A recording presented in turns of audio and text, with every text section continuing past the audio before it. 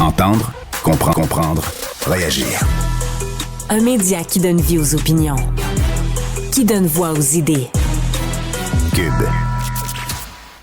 Bon, là, vous m'excuserez, il faut que je mette mes lunettes parce que on m'a envoyé plein de commentaires. Ben, plein. On va dire plusieurs commentaires. Je suis certain qu'à Québec, il y a un auditeur qui nous dit, il ne s'est pas nommé, en fait. Je suis certaine, une auditrice. Je suis certaine qu'à Québec, les pistes cyclables et supports à vélo ne sont pas aussi bien déneigés qu'à Montréal. Bon, il faudra aller faire un tour à Québec, mais je vais prendre votre parole. Belle entrevue pour la motoneige, content, adore le sport, fantastique. Belle entrevue, mon Dieu, motoneige aussi. On a des amateurs de motoneige. Il y a beaucoup d'adeptes de motoneige au Québec, hein, il faut le dire, comme on a dit que c'est une industrie de milliards. Je suis dans votre groupe de bizarres. Je pensais qu'il parlait du blizzard. Parce que ça, cette semaine, ça a fait jaser, hein. Le fameux blizzard. Tout le monde parlait du blizzard, mais le blizzard, là, je vous le dis, je vous le répète, c'est pas compliqué. Poudrerie, le vent lève la neige à peu près 4-5 pieds maximum, si vous préférez 1 mètre et demi. Et puis, quand c'est le blizzard, ben, ça lève encore plus haut. Et puis là, ben, vous voyez même pas la main à l'extension de votre bras. C'est ça la différence entre les deux. Le vent est plus puissant et la neige va lever encore plus haut. Ça va finir que vous verrez plus rien, en fait. Oui, ben motoneige, tout le monde est content. Ça me rappelle, la tempête me rappelle mon enfance à moi aussi. J'en prendrais moi aussi une par semaine. Quel plaisir que j'ai eu à jouer dans la neige. Ceci dit, quand j'ai quand même le goût de jouer dans la neige, j'en profite le temps qu'elle est là, en fait, avant que ça fonde, parce qu'on l'a dit tantôt, 2 mois, et c'est fini. Le printemps va arriver, puis on va faire d'autres choses comme sport. Mais là, en attendant, il reste 2 mois, et c'est ce qu'on dit. Et on a, je dis au bout du fil et devant sa caméra, et grâce aux technologies, parce qu'on est à la radio, à la télé aussi, on a Régent Charbonneau qui est avec nous, qui est entraîneur et administrateur au club de ski de fond de la région de Montréal. Et le club s'appelle Skimco. Bonjour, Monsieur Charbonneau. Bonjour.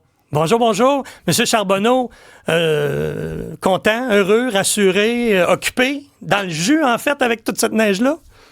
Oui, absolument. On est content qu'il y ait beaucoup de neige. Puis moi, je fais beaucoup de ski à Saint-Féréol-les-Neiges. Oh! Et puis, on a eu quand même pas mal de neige, même s'il y a eu des pluies au mois de décembre. Ils ont des bonnes machines, puis on a quand même fait du ski. Mais depuis une semaine ou 2, là, ça va très, très bien. C'est très beau. Il y a un mythe qui dit que lorsque la pluie tombe et que ça forme une couche de glace, en fait, c'est pas un mythe, c'est une information qui est des fois mal interprétée. Autant pour le ski alpin, le ski de glisse, le ski en montagne que le ski de fond, la couche de glace aide à préserver la nouvelle couche de neige et donc on peut prolonger la saison. Donc, la pluie, la glace, à un certain moment donné, quand c'est pas trop tard dans la saison, c'est un mal pour un bien. Oui, absolument. Puis, comme vous dites, la piste va durer beaucoup plus longtemps au printemps parce que à chaque couche de neige, les machines vont taper la neige et puis elle va s'accumuler avec un fond dur. Et puis à ce moment-là, on peut skier, dans certains centres, on peut skier jusqu'à la mi-avril. Oui, tout dépendamment de où est-ce qu'on est situé aussi. Là. Oui. On ne parle pas du sud de Montréal. Non. De l'autre côté du fleuve, c'est deux réalités de chaque côté du fleuve. Je sais que vous êtes un adepte de ski de fond et que vous skiez régulièrement sur le Mont-Royal. C'est ce qu'on me dit. Oui, bon? Absolument. Avec le club, je suis entraîneur dans un club qui est à Montréal. Ouais. Alors, à ce moment-là, on fait du ski sur le Mont-Royal et on va aussi dans certains centres autour de la ville de Montréal, comme à Saint-Bruno ou encore à Oka, qui sont des parcs de la CEPAC. Et puis, mais le mercredi soir, nous, le club, on s'entraîne le mercredi soir sur la montagne. Et puis, depuis quelques années, ils ont une bonne machine pour tracer les pistes. Et alors, on a des belles pistes. Lorsqu'il y a de la neige, on a des belles pistes. Et puis, on voit qu'il y a de plus en plus de gens qui font du ski de fond sur la montagne, sur le Mont-Royal. De plus en plus. Je le disais tantôt, là, je suis arrivé à un certain âge, là, mais moi, j'ai commencé à faire du ski de fond d'une façon assidue, régulière, hebdomadaire, avec les parents, les grands-parents. On sortait des grands centres, puis on allait sur le golfe de Piémont, ou en tout cas, on se promenait, là, mais on avait des endroits qu'on préférait, puis on y retournait plus souvent. J'ai commencé à faire du ski de fond, là, j'avais à peine une dizaine d'années, et puis je me souviens, là, j'avais un anorak, là, puis je me trouvais donc bizarre habillé avec ça, avec un cordon qui se serrait, puis avec une pochette de kangourou sur le dessus, des pantalons qui arrêtaient aux genoux, puis je me trouvais bien bizarre quand je me regardais dans le miroir, puis surtout à 10 ans, on n'est pas trop certain de ça va-tu avoir l'air de correct, vas-tu avoir chaud, vas-tu avoir froid. J'ai passé mon enfance à faire du ski de fond et il y a quelques années, je me suis rééquipé et puis j'ai comme redécouvert d'une certaine façon ce sport extraordinaire. Puis il y en a qui vont dire le ski de fond, c'est un ski de pépère. Un instant, là. Moi, je sais très, très, très bien que certains s'entraînent pour... Pierre Lavoie s'entraînait pour des triathlons, puis des Ironman, puis le seul sport qu'il pratiquait au Saguenay, c'était le ski de fond pendant des mois, puis il arrivait, puis il performait, puis il gagnait des médailles. C'est un sport qui est absolument complet. Vous êtes d'accord avec ça? Oui, absolument complet. Puis c'est un sport qui combine le plein air, la forêt avec la technique de ski. Et c'est un sport qui... Autant certaines personnes qui sont moins habiles, qui vont peut-être moins glisser, mais c'est un sport, contrairement à la croyance populaire, c'est un sport technique. C'est un sport où ça demande quand même beaucoup de formation avant d'être capable de bien glisser et de performer. Alors, il y a des gens qui vont dans la performance, et puis c'est exigeant. Et puis, il semblerait que c'est le sport le plus difficile au monde. On parle de niveau professionnel, là, les gens qui font des compétitions de haut niveau, mais c'est accessible à tout le monde quand même. Oui, c'est accessible. Personnellement, je dirais qu'il s'agit d'aller dans un centre. La plupart des centres donnent des cours aux adultes ou aux jeunes. Alors moi, je dirais aux gens, allez prendre au moins une leçon ou deux pour vous initier, pour pas avoir trop de difficultés à skier. Ça prend un minimum de technique et à ce moment-là, les gens vont apprécier. Oh, la belle photo. C'est pour ceux qui sont avec nous à la télé et qui peuvent voir, là, c'est votre club, je devine. C'est bien. Oui, skimco.ca, voilà. Oui, c'est une petite partie du club parce qu'on est assez nombreux. On est une centaine de membres. Ben quand même, c'est bon, c'est beaucoup. Oui. Le ski de fond, c'est accessible, d'une part pour l'équipement, parce qu'on s'en sort avec à peine quelques centaines de dollars. Puis quand je dis quelques centaines, là, c'est 200-300 dollars selon la saison, au moment de la saison où on veut s'équiper. Évidemment, il y a toujours des spéciaux vers la fin de la saison. Moi, c'est ce que j'avais fait d'ailleurs. Là. Et après, pour le pratiquer, le sport, c'est encore accessible. C'est pas dispendieux là, pour le bien que ça procure. Absolument.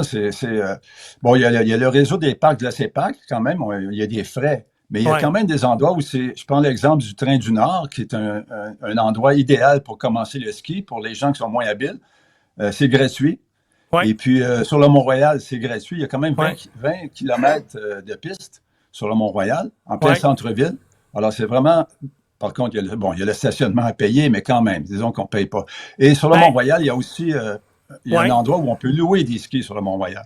Oui, bien, quand vous dites le stationnement à payer ou un billet d'autobus, parce qu'on peut se rendre là, avec le transport en commun, avec nos skis. Oui. D'ailleurs, la première fois quand j'en ai vu dans l'autobus, je trouvais que ça faisait bizarre, mais il y en a de plus en plus. Quand je dis je trouvais bizarre, j'avais à peine une douzaine d'années. Là. Mais ma question, ma prochaine question, c'était justement à propos des parcs. Vous parlez du Mont-Royal, vous parlez des parcs de la CEPAC. Je me trompe ou on peut pratiquer, parce que, comme je disais tantôt, moi, j'ai grandi sur le plateau, à 3 rues du Parc La Fontaine. J'en vois des gens dans le Parc La Fontaine, mais c'est pas entretenu comme dans un parc fédéré, mettons. Là. Oui, exactement. Okay, oui. Il y a des gens qui vont faire leur propre piste. Alors, il suffit qu'ils passent quelques skieurs, puis après ça, les autres skieurs peuvent embarquer dans les mêmes pistes, et puis on peut aller prendre l'air dans un parc à Montréal. Il y a certains parcs qui ont des machines aussi. Je pense au Cap-Saint-Jacques, qui est complètement à l'ouest de Montréal. Oui. Parc Maisonneuve, il y a une machine pour tracer les pistes. Et puis, c'est gratuit. C'est gratuit, alors il n'y a pas de raison de ne pas vraiment s'initier. Ça fait partie d'accepter l'hiver du Québec. Le fait d'aller jouer dehors, là, on peut pas... idéalement, c'est d'amener nos jeunes avec nous. Les parents amènent leurs jeunes avec eux, puis on prend l'air, puis on va jouer dehors. D'ailleurs, la dernière pub, je ne sais pas si vous l'avez vu, la dernière pub du gouvernement du Québec qui incite les gens à aller jouer dehors, c'est le bonhomme hiver qui a l'air d'un mammouth, là, qui a l'air du Yeti, qui rentre dans un appartement pendant que le gars est écrasé dans son sofa, puis il le fout dehors, il lance ses raquettes puis ses bâtons, puis va jouer dehors, ça fait pas mal, au contraire, ça procure un bien fou. Je la trouve très bonne, cette pub-là, puis tant mieux, parce que c'est ça qu'il faut faire. Il faut inciter les gens à bouger. Là. Oui. Absolument. Puis le froid n'est pas un obstacle dans le sens que si on est bien habillé, on est bien équipé, il faut demander des conseils. Il y a peut-être des gens qui sont habitués d'en faire du ski. Et on peut aller jouer dehors parce que depuis 3 semaines, dans la région de Québec, entre autres, il a fait froid. Mais on va quand même skier à chaque jour. On s'habille bien, on met des mitaines au lieu de mettre des gants, une bonne tuque. On se protège les oreilles et puis on est bien dehors. On est très bien. Et des lunettes. Les lunettes, c'est important quand le vent se lève. Puis parce qu'en passant, là, les skis d'aujourd'hui versus les skis que j'avais quand j'étais petit, là, quand je me suis rééquipé, là, écoutez, là, c'est large de même. Là. À l'époque, là, c'était large de même. Là. Puis je me souviens, c'était des skis de bois. Mais ça glisse trop même. Puis là, il y a 2 façons. Là. C'est ou des écailles de poisson ou la peau de chameau. C'est comme ça qu'on appelle ça, hein? Oui, on appelle ça des skis à peau. Oui. Des skis à peau, OK. Oui, c'est comme un velours. Exactement, c'est comme un velours. Et puis l'avantage de ces skis-là, pour les gens qui veulent simplement s'amuser, là, puis ne pas se casser la tête à mettre de la cire, c'est fantastique comme ski. Alors, c'est un beau compromis. Et puis à ce moment-là, on va jouer dehors sans se casser la tête, avoir plusieurs cires, puis de se mettre à farter. Bon, nous, on aime ça, mais le commun des mortels, c'est préférable d'avoir un ski, on appelle ça un ski mécanique, que ce soit des écailles de poisson ou une peau. Et puis, on va jouer avec ça dehors, puis on s'amuse. Le ski avec écailles de poisson, corrigez-moi si je me trompe, mais c'est lui qui fait comme un frisch quand tu te fais dépasser, là. Puis là, l'autre, il passe à côté de toi. Et les skis à peau, les peaux, on peut les remplacer avec le temps. Puis notre ski, ça ne veut pas dire qu'il est plus bon, là, au contraire. Là. On fait juste remplacer la peau. Et cette fameuse peau-là, c'est comme un velours qui est inversé, qui nous empêche de reculer ou qui nous donne une meilleure grippe pour continuer d'avancer. Absolument, exactement. Voilà. Et dans le sens, ça, les poils vont en sens arrière vers le talon du ski. Oui, c'est ça. Et ça nous permet justement de bien accrocher dans la neige et de bien glisser après. Oui. Bon, ben écoutez, le ski de fond, moi, je le répéterai jamais assez, puis faut briser les tabous parce que pour plusieurs, tu fais pas du vrai ski, puis un instant. D'ailleurs, l'elliptique, là, vous embarquez là-dessus, là, puis ça vous donne une idée à peu près là, de comment on peut bouger. Je peux-tu vous dire que moi, l'elliptique, je trouve ça rough, mais le ski de fond, je l'adore. Je l'adore parce que vous en avez parlé tantôt, hein. On se promène là avec un petit appareil photo, on voit un lièvre passer, tout d'un coup, on voit des oiseaux, on peut arrêter, on y va au rythme qu'on veut. Il n'y a personne qui nous pousse. Il n'y a pas c'est pas le premier arrivé. C'est pas... en tout cas, bref, moi, ça me convient très bien. Vous y allez à votre rythme. C'est abordable. Mais il faut faire attention pour ne pas se blesser parce que c'est facile ah non, je vous le dis, là, ça glisse pas mal plus qu'avant. Je vois que vous faites la promotion du ski de fond encore plus que moi, là. Ben, j'adore le ski de fond. J'en fais pas assez. J'en fais pas assez. La vie va trop vite. On travaille trop. On n'arrête jamais. Puis, puis si je pouvais, j'en ferais presque tous les jours. C'est juste pour ce que ça procure. C'est un sport fantastique. Ben oui, les gens un peu plus occupés. L'idée peut-être d'y aller seulement qu'une heure. Puis on revient à la maison, on est content. Après, on a pris l'air, puis on est content. Il n'y a pas d'âge, hein? On peut commencer très jeune. Puis, non, mais ça s'adresse à tout le monde, c'est ça que je veux dire. Absolument. À moins d'avoir une condition médicale particulière, là, où il faut faire attention à certains mouvements. Là. Mais plus on bouge, en principe, mieux c'est.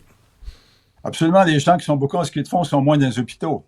Oui. Regarde, ça, c'est ça. Ça, c'est des photos qui me parlent. C'est blanc. Oui. Mais ça, c'est un entraînement. Vous pouvez voir que les gens n'ont pas de ski. Alors, nous, le club, c'est parce qu'il y a eu un peu de neige à l'automne. Alors, nous, le club, on s'entraîne tout l'automne, à partir du mois de septembre, pour une préparation pour le ski. Et après ça, après les fêtes, on va plus en ski. Mais c'est ça, c'est le club, ça, sur le Mont-Royal. Oui. Et en passant le Mont-Royal, là, petite parenthèse, il y a des pistes, là, attention, là, c'est quelque chose, là. Il y a différents niveaux, là. Absolument. Il y a une piste, on appelle ça le Tour de la Croix. Il y a une piste intermédiaire qui demande un petit peu d'habileté, là. Par contre, il y a une piste qui est très, très belle pour les gens qui sont moins habiles, qui est le long du chemin Homestead, là. Alors, c'est bien tracé, c'est très beau. C'est comme une espèce de faux plat montant tout le long jusqu'au lac de Castor. Et on peut redescendre avec beaucoup de facilité. Alors, il y a plusieurs choix. Bon, on n'est pas dans Charlevoix, là. On est ailleurs. Non, on n'est pas. Non, c'est ça, on n'est pas. Je ne sais pas si vous connaissez Saint-Féréol. Oui. À Saint-Féréol, oui. les neiges, oui. c'est le plus beau centre au Québec. Et puis, il y a des pistes pour experts et à déconseiller pour les débutants. Ben, moi, je suis allé il y a quelques années, là, passer quelques jours, puis j'avais dit à ma blonde à l'époque, pas ma blonde de l'époque, mais à l'époque, j'avais dit à ma blonde, j'ai dit, Isa, on apporte les skis de fond. Eh boy! Elle, c'était comme sa première vraie saison. Je vous dirais qu'à un moment donné, on est obligé d'arrêter. Puis, on se demandait pourquoi il y avait autant de côtes dans la forêt. Bien, c'est parce qu'il y a autant de côtes sur la route. On est en pleine montagne. C'est ça aussi, là. Mais on était probablement juste pas dans la bonne piste, tu sais. Oui, d'accord. Oui, c'est ça. Parce que dans la plupart des centres, vous avez des choix de pistes de débutants, intermédiaires, avancés. Ouais. La plupart des centres, alors, il s'agit d'aller selon sa capacité, selon son expérience. En fait, oui. J'allais dire que je répète ce que je disais au début. Idéalement, les gens qui veulent s'initier au ski de fond, c'est d'apprendre une leçon ou deux pour ne pas trop forcer pour rien, pour ne pas être découragé, parce qu'après une première sortie, si on n'a pas eu d'informations, on risque de moins aimer. Alors que si on prend une formation ou deux, là, je pense qu'il va être un peu plus facile de glisser et de profiter du ski de fond. Et voilà, je disais la même chose à Christian Dufour, là, qui s'occupe des sommets, là, entre autres de Saint-Sauveur. Quand vous essayez une discipline, prenez un entraîneur, prenez quelqu'un qui va vous guider sur ce que vous devez faire au départ, parce que vous allez vous décourager, puis après ça, vous allez vous dire que le sport, c'est pas pour moi, puis finalement, vous allez peut-être passer à côté de quelque chose qui vous aurait passionné, puis il faut faire les choses dans le bon ordre, puis c'est un investissement, comme je le dis. Oui. Ben, oui, monsieur, absolument. Oui, merci infiniment, Monsieur Charbonneau. Si je travaillais moins fort, je vous dirais, je vais finir par vous croiser, mais je pense pas que ça va arriver cet hiver. Là, écoutez, on ne sait jamais. Le monde est si petit, hein? Imaginez si Montréal. On se croise, absolument. Si on se croise, je vous donnerai un peu de technique, ça va me faire plaisir. Ah, vous êtes très gentil. Je vous remercie beaucoup, beaucoup. Je vous souhaite une belle fin d'hiver, puis profitez-en au maximum. Soyez prudents, puis continuons de promouvoir le sport, qui est un sport merveilleux. Oui, absolument. Merci beaucoup. À bientôt. À la prochaine.